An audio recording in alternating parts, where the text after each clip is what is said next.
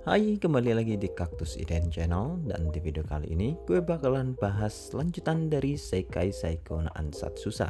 Video ini adalah spoiler bagi kalian yang menonton animenya.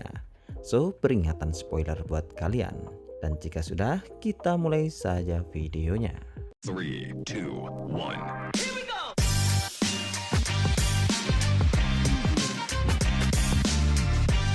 Cerita dilanjutkan setelah Luke mengatakan bahwa dia akan membunuh Naois. Dengan menggunakan mata tuade miliknya, Luke sudah tahu berdasarkan energi sihirnya Naois sudah siap untuk bertempur kapan saja. Tetapi entah mengapa Naois malah seperti mencari cara untuk tidak membunuh Luke. Di mana Naois malah mengatakan bahwa untuk orang sejenius seperti Luke memiliki pemikiran yang sempit. Padahal Naois sudah memberikan penjelasan yang jelas kepada Luke. Dan menurut Naois, ini adalah kelemahan bagi Luke sebagai pembunuh yang mulia. Naois berasal dari salah satu 4 bangsawan kelas tinggi. Jadi tidak mengherankan jika dia sampai tahu tugas tersembunyi keluarga Tuatade sebagai pembunuh. Seharusnya hanya keluarga kerajaan dan keluarga Romalunglah yang mengetahui tugas rahasia Tuatade. Namun nampaknya informasi rahasia ini telah tersebar di bangsawan kelas tinggi. Dengan ekspresi santainya, Naois selalu juga bertanya kepada Luke apakah tugasnya sebagai pembunuh lebih penting daripada persahabatan mereka. Nampaknya Naois masih mencoba membujuk Luke supaya bergabung dengannya. Sekali lagi, Naois menegaskan bahwa dunia akan hancur jika jumlah jiwa terus naik terlalu tinggi. Membunuh iblis untuk melindungi manusia adalah sesuatu yang tidak berguna.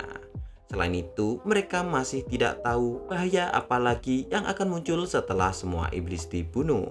Bagi Naois, Luke hanyalah memikirkan kemungkinan jangka pendek. Jadi karena itulah Naois terus mencoba untuk membujuk Luke supaya bergabung dengannya dan lalu menyelamatkan orang-orang yang memang pantas untuk hidup. Akan tetapi jawaban Luke masih sama seperti sebelumnya. Sebagai seorang pembunuh, Luke tidak tertarik dengan pamor atau keadilan. Apa yang dilakukan Luke adalah menjadi bayangan yang menggunakan pedangnya demi keuntungan kerajaan. Semua orang pasti ingin terkenal dan menjadi pahlawan. Namun sejak direinkarnasikan ke dunia ini, Luke sudah dibesarkan sebagai pedang yang menjaga kerajaan. Jadi karena itulah Luke lebih memprioritaskan kerajaan daripada gelar atau ketenaran. Mendengar jawaban Luke, Naois kemudian menawarkan hak istimewa untuk Luke jika Luke bergabung dengannya, di mana Luke nantinya bisa memilih siapa saja yang akan dikorbankan. Dan jika Luke masih ingin tetap melindungi kerajaan, maka mereka akan menargetkan populasi di luar kerajaan saja. Jadi kerajaan Alphan akan tetap berada di dalam pengawasan Luke. Tawaran Naois bisa dibilang sangatlah menarik bagi Luke, karena Luke masih bisa melindungi keluarga dan wilayahnya. Namun Luke masih penasaran mengapa Naois malah membunuh rakyatnya sendiri. Yang kemudian hal itu dijawab Naois bahwa itu untuk menguatkan keyakinannya sendiri. Jika Naois ingin mengurangi populasi manusia, maka dia perlu mengalami rasa sakit yang orang lain rasakan. Jadi karena itulah, meskipun menyakitkan, dia perlu membunuh rakyatnya sendiri demi mempersiapkan dirinya di masa depan. Menurut Luke, tindakan Naois adalah tindakan yang memalukan. Saat ini, Naois terlihat seperti sedang menderita. Akan tetapi pada kenyataannya rakyat pada wilayah Kepislah yang menderita dari kejadian ini. Selain itu, Luke juga merasa kasihan kepada rakyat wilayah Kepis karena pewaris wilayah mereka ternyata sangatlah menyedihkan. Dan juga Luke mempertanyakan apakah Naois sudah mengecek kebenaran dari apa yang dikatakan oleh Mina. Karena menurut Luke, Mina hanya membodohi Naois dengan istilah menyelamatkan dunia. Padahal pada kenyataannya, Naois baru saja membantai ribuan orangnya sendiri. Mendengar perkataan Luke, Naois pun akhirnya mulai marah dan menyuruh Luke untuk diam.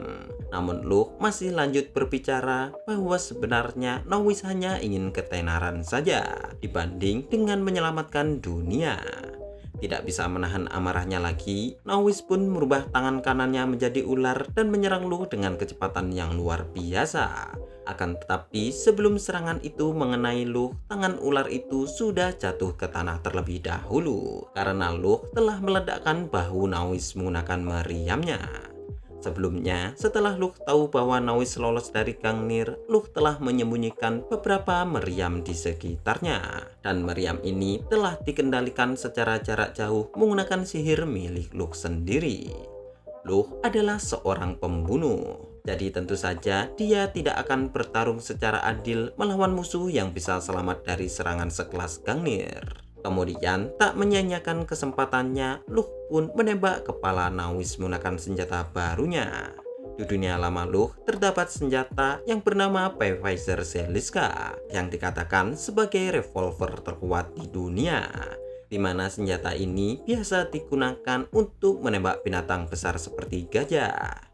Namun berbeda dari aslinya, Luh telah memodifikasi senjata ini menjadi jauh lebih kuat lagi. Bahkan tulang rusuk Luh akan hancur jika dia tidak menguatkan tubuhnya dengan mana saat menggunakan senjata ini. Tidak hanya sekali tembakan, namun Luh terus menembak hingga akhirnya jejak tubuh Nawis tidak bersisa lagi. Akan tetapi Luh kemudian menjadi merasa aneh mengingat Nawis sebelumnya mampu lolos dari serangan Gungnir. Jadi meskipun tubuh Nawis baru saja dihancurkan, Luh masih menggunakan sihir angin pelacak untuk memindai area di sekitarnya. Hasilnya, Luh memang tidak menemukan apapun. Akan tetapi, insting Luh mengatakan untuk segera melompat menghindar. Dan benar saja, dari dalam tanah ada ular putih yang langsung menyerang Luh. Tidak bisa menghindar, Luh pun langsung melindungi titik-titik vitalnya. Dan serangan ular itu kemudian berubah mengarah langsung ke perut Luh. Yang mana hal itu membuat rompi anti peluru Luh pecah. Tidak hanya itu, Luh juga masih terpental beberapa meter ke belakang. Hantaman ular itu nampaknya sekuat serangan Epona. Dan untuk mengurangi dampak serangannya, Luh pun mendarat dengan cara berguling-guling. Akan tetapi masih ada dua ular lagi yang keluar dari tanah. Melihat itu, Luh pun menggunakan sihir anginnya untuk menghindari setiap serangan dari ular. Dan lalu menggunakan ledakan Firestone untuk membunuh ular-ular itu. Mengantisipasi serangan ular lain, Luh pun kemudian menggunakan sihir angin untuk mengambang di udara. Dan Luh juga menyuruh Nawis untuk segera keluar. Benar saja, Nawis akhirnya menampakkan dirinya. Namun berbeda dari sebelumnya, dia saat ini menggunakan peralatan yang berbeda. Di mana Nawis saat ini menggunakan baju besi keluarga Kepis yang merupakan harta karun ilahi. Menurut legenda, baju besi ini telah bertahan dari ratusan pertempuran tanpa adanya goresan. Selain baju besi, pedang Nawis saat ini adalah pedang hitam pekat yang dulu dia gunakan. Menganalisa pertempurannya sebelumnya, Luh mengira bahwa dia telah salah membunuh Nawis palsu. Akan tetapi hal itu ternyata tidak dibenarkan oleh Nawis. Dan Nawis menjelaskan tubuh yang dibunuh Luh sebelumnya juga merupakan tubuh aslinya. Nampaknya ini adalah salah satu dari kekuatan yang diberikan oleh Mina kepada Nawis. Menurut Nawis, dia telah diberikan dua tubuh ular yang menyerupai dirinya. Namun dari tiga tubuh itu, hanya satu saja yang bisa digerakkan dalam satu waktu. Yang mana itu berarti jika Nawis mati, kesadarannya akan langsung berpindah ke tubuhnya yang satu lagi. Selain itu, di sekeliling Nawis saat ini sudah terdapat begitu banyak ular yang siap untuk menyerang Luh. Namun saat turun dari udara, Luh menggunakan Firestone untuk menciptakan sebuah ledakan dan juga menembakkan pelurunya tepat ke arah Nawis. Namun ternyata ada ular besar yang langsung melingkar dan melindungi Nawis. Berbeda dari ular-ular sebelumnya, ular ini memiliki sisik yang bersinar seperti emas. Dan ular ini juga mampu untuk menahan serangan pistol baru milik Luh. Menanggapi serangan Luh sebelumnya, Nawis kemudian menantang Luh untuk bertarung seperti kesatria saja. Dan dengan gerakan cepat, Nawis pun menghunuskan pedang hitamnya untuk menikam Luh. Menggunakan Firestone sekali lagi, Luh mencoba untuk menghalangi Nawis. Akan tetapi Nawis ternyata mampu menghindarinya. Dan karena Luke sudah tidak bisa menghindar lagi, Luke pun akhirnya menahan serangan Nawis menggunakan pistolnya, yang mana hal itu langsung membuat pistol Luke patah. Akan tetapi memanfaatkan momen ini, Luke langsung menendang pelipis Nawis. Suara dentuman akhirnya pun terdengar. Namun ternyata kulit Nawis saat ini telah dilapisi oleh sisik yang padat. Akan tetapi, meskipun tidak berhasil melukai Nawis, Luke masih tetap melanjutkan serangannya. Dan kali ini dengan menebas menggunakan pisau miliknya. Namun ternyata, Nawis masih bisa menahan serangan Luke dengan pedang hitamnya. Setelah menjadi iblis, Nawis ternyata menjadi jauh lebih kuat. Dengan kecepatan luar biasa, Luke dan Nawis terus beradu pukulan. Sebagai bangsawan, Luke memang pernah berlatih untuk pertarungan jarak dekat. Namun untuk keahlian bertarung jarak dekat, Nawis saat ini berada di atas Luke. Sambil mengejek Luke, serangan Nawis terus berubah menjadi lebih ganas lagi. Awalnya Luke mengulur waktu dan menunggu Nawis lelah untuk mencari kesempatan menyerang.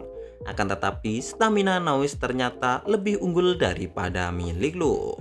Satu-satunya cara Luke untuk bertahan saat ini adalah menghindar dan fokus untuk bertahan. Akan tetapi Nawis tidak memberikan kesempatan Luke untuk mundur. Jika ini terus berlangsung, Luke tentu saja pasti akan segera kalah. Akan tetapi untuk terakhir kalinya, Luke mencoba untuk membujuk Nawis supaya kembali lagi menjadi manusia. Namun hal itu langsung ditolak oleh Nawis. Karena meskipun jika dia menyerah saat ini, dia pasti masih akan dieksekusi karena telah berkhianat. Selain itu, terbunuh oleh Luke sebelumnya telah membuat Nawis membulatkan tekadnya, di mana Nawis sudah tidak mempermasalahkan apakah Mina membohonginya atau tidak, karena semua perkataan Mina akan menjadi sebuah kebenaran jika dia sudah menguasai dunia. Dan setelah mengatakan itu, dengan pedang hitamnya, Nawis pun langsung memotong pisau Luke. Dan Nawis juga berhasil menggores wajah Luke. Namun Luke masih berhasil mundur dengan seluruh kekuatannya. Jika saja Luke tidak segera menghindar saat pedangnya mulai patah, Luke pasti sudah berakhir. Namun dengan mempertaruhkan nyawanya, Luke pun membuat gerakan menghindar seperti terlihat goyah dan memunculkan beberapa celah untuk diserang. Benar saja, Nawis melepaskan tebasan langsung ke arah bahu Luke. Namun bukannya menghindar, Luke ternyata malah menerima serangan dan terus bergerak maju. Rompi yang dibuat Luke memang bisa menahan tajamnya pedang Nawis. Akan tetapi benturan pedang Nawis telah membuat lengan kiri Luke menjadi patah. Melihat Luke akan menyerang dari jarak dekat, ular emas milik Nawis langsung melilit dan melindungi tubuhnya. Namun Luke langsung menyebarkan Firestone untuk menciptakan ledakan yang terpusat. Baik tubuh Luke ataupun Nawis langsung terpental berlawanan arah. Dan luka pada lengan kiri Luke berubah menjadi bertambah parah, di mana lengan kirinya tidak akan bisa digunakan lagi selama sisa pertarungan. Namun berbeda dengan Luke, ledakan besar yang dialami Nawis berhasil menembus pelindungnya. Panas ledakan telah membakar tubuh Nawis, serta ledakannya berhasil menghancurkan beberapa organ miliknya. Benarnya, Luke bisa menghancurkan pertahanan Nawis menggunakan serangan Gangnirnya. Namun hal itu akan memakan waktu yang lama. Selain itu, penyembuhan luka Nawis nampaknya berjalan dengan cepat dan hanya tinggal menunggu waktu saja hingga dia sadar kembali. Jadi karena itulah, Luke kemudian menggunakan serangan kuat lainnya yang tidak terlalu memakan waktu. Yang tidak lain adalah serangan bom cluster. Senjata ini adalah senjata khusus yang dibuat Luke menggunakan mantra dari dia, di mana di dalam mantranya terdapat begitu banyak proses yang membutuhkan perhitungan yang teliti. Untuk ukurannya, bom ini terlihat seperti sebuah kelapa. Akan tetapi berisikan bubuk musiu dan 20 Firestone khusus yang ada di dalamnya. Yang lalu setelah Luke melemparkan bom itu ke tubuh Nawis, ledakan pertama bubuk musiu mulai menjalar ke lapisan besi, yang kemudian meledakkan Firestone kecil, yang mana hal itu menghasilkan sebuah ledakan terpusat seperti berbentuk matahari. Gelombang kejut dan panasnya menyebar secara radial dan menghancurkan targetnya. Seharusnya tidak ada makhluk hidup yang bisa bertahan dari serangan ini. Sebelumnya, Nawis bisa selamat dari Gangnir karena menggunakan tubuhnya yang lain. Jadi dia seharusnya tidak bisa lolos lagi. Akan tetapi, ketika Luke masih memperhatikan ledakan serangannya, tiba-tiba ada pedang hitam yang menancap di dada Luke. Yah, pelakunya tentu saja adalah Nawis. Dan dengan nada yang mengejek, Nawis mengatakan bahwa Luke cukup bodoh karena telah mempercayai bahwa dia hanya memiliki 2 tubuh pengganti. Karena sebenarnya Nawis memiliki 3 tubuh pengganti. Namun apa yang terjadi setelah Nawis mengatakan itu, tubuh Luke mulai berubah menjadi gumpalan logam. Menyadari ini, Nawis kemudian mencoba untuk segera menarik pedangnya. Akan tetapi hal itu tidak berhasil. Selain itu, di saat Nawis mencoba menarik pedangnya, serangan Gangnir milik Luke akhirnya mengenai dirinya. Tanah di sekitar Nawis juga ikut hancur lebur. Sementara dari jauh, Luke mengatakan bahwa dia adalah seorang pembunuh dan Nawis seharusnya tetap terus waspada. Jika apa yang dikatakan Nawis sebelumnya benar, seharusnya dia saat ini sudah benar-benar mati. Namun Luke memutuskan untuk mengawasi wilayah sekitar untuk beberapa saat. Anehnya, air mata Luke tiba-tiba mulai jatuh. Namun Luke sadar bahwa dia tidak memiliki hak untuk menangisi ini. Jadi meskipun tubuhnya masih penuh luka, Luke kemudian memutuskan untuk segera kembali ke wilayah Gepis lagi. Nampaknya Epona berhasil menarik Mina untuk bertarung di luar kota. Sementara di dalam kota, para kesatria dari keluarga Romalung tengah memusnahkan para monster yang masih ada di sana. Menurut informasi terbaru, Tarte dan dia juga ikut membantu melawan monster. Dan sesampainya di wilayah Gepis, Luke kemudian langsung melaporkan informasi tentang rencana Nawis, serta dia yang telah membunuh Nawis dan pengikutnya. Dan kemudian Luke langsung pergi ke rumah sakit untuk merawat lengan kirinya. Skill Rapid Recovery milik Luke memang mempercepat penyembuhan secara alami. Akan tetapi skill ini tidak akan dapat bekerja pada luka parah yang membutuhkan perawatan khusus. Terlebih, luka Luke juga menjadi semakin parah akibat ledakan dari Firestone. Menggunakan lengan harta ilahinya, Luke mulai menyusun ulang tulangnya yang patah. Dan kemudian merobek kulitnya yang terbakar untuk menanamkan jaringan tubuh yang masih bisa disembuhkan. Metode ini bisa dilakukan Luke karena dia memiliki skill Rapid Recovery. Dan setelah merawat lukanya, Luke pun lalu membungkus lengan kirinya menggunakan gips logam untuk melindungi dan menahan tulangnya yang patah. Menurut perhitungan Luke, lengan kirinya bisa pulih dalam waktu 3 hari. Ya, meskipun lengannya tidak akan bisa kembali seperti semula. Dan lalu, tepat di saat Luke sudah selesai merawat lukanya, Tarte dan dia akhirnya datang dan memeluk Luke sambil menangis. Nampaknya mereka berdua sangat khawatir dengan kondisi Luke, karena mereka mendengar kabar bahwa Luke telah terluka parah. Melihat mereka berdua tidak terluka, Luke pun merasa lega. Akan tetapi, ketika Luke mencoba berdiri, mereka berdua mendorong Luke kembali ke kasur. Dan lalu menyuruh Luke untuk beristirahat dan menyerahkan sisanya kepada orang lain. Namun Luke kemudian mengatakan bahwa dia saat ini masih harus membantu Epona untuk melawan iblis Mina. Ya, meskipun pertarungan mereka jauh dari kota, namun suara cahaya dan panas dari pertempuran mereka masih sangat terasa dari dalam kota. Nampaknya memakan buah kehidupan telah membuat Mina memiliki kekuatan yang setara dengan Epona. Yang mana itu berarti hanya Luke saja yang bisa membantu Epona melawan Mina. Mendengar niat Luke, Tarte dan dia tentu saja langsung memprotes Luke karena lengan kiri Luke masih tidak bisa digunakan untuk bertempur saat ini. Selain itu, melihat kondisi jumlah mana milik Luke saat ini, Luke mungkin malah akan menjadi beban untuk Epona. Tulang Luke yang patah memang masih membutuhkan beberapa hari untuk sembuh. Namun Luke mengatakan bahwa kekuatannya akan memulih jika dia beristirahat sebentar. Selain itu, Luke saat ini ingin memastikan apakah Mina benar-benar sudah menipu Nawis. Dan Mina juga harus membayar perbuatannya atas kematian Nawis juga. Karena dialah penyebab utama mengapa Luke harus membunuh Nawis. tidak bisa menghentikan Luke, Tarte dan dia pun mengatakan bahwa mereka akan ikut dengan Luke kali ini. Pertarungan Epona melawan Mina adalah sesuatu yang sangatlah berbahaya. Akan tetapi, melihat tatapan dan tekad mereka berdua, Luke tidak mungkin untuk menghentikannya. Karena jika Luke sampai memaksa meninggalkan mereka, mereka berdua pasti masih akan tetap menyusul Luke. Dan hal itu akan jauh lebih berbahaya dibanding dengan membawa mereka berdua. Memikirkan ini, Luke pun akhirnya terpaksa setuju untuk juga membawa mereka. Mendengar ini, Tarte pun langsung pergi untuk mengambil perlengkapan mereka. Sementara dia membelai kepala Luke saat menemani Luke sedang istirahat. Alasan dia melakukan ini adalah karena wajah Luke nampak terlihat sedih. Luke baru saja membunuh temannya. Di dunia lamanya, Luke sudah berkali-kali membunuh temannya sendiri. Asalkan itu perintah dari organisasi, Luke akan menjalankannya. Namun setelah berinkarnasi, pandangan Luke sudah berubah.